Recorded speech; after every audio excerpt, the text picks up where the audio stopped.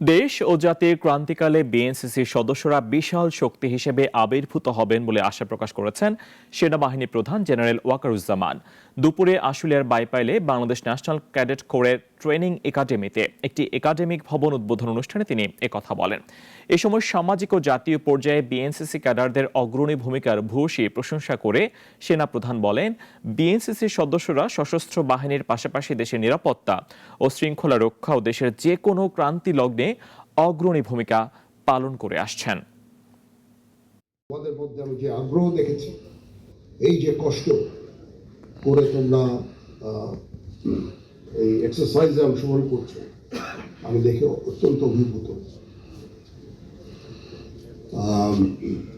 তোমরা তোমাদের এই স্পিরিট বজায় রাখবা। বন্যার সময় তোমরা, আমি যেটা মনে আছে, বন্যার সময়ও তোমরা অত্যন্ত ভালো কাজ করেছো। বন্যার্থদের মাঝে ত্রাণ বিতরণ থেকে শুরু করে অনেক ভালো কাজ তোমরা করেছো।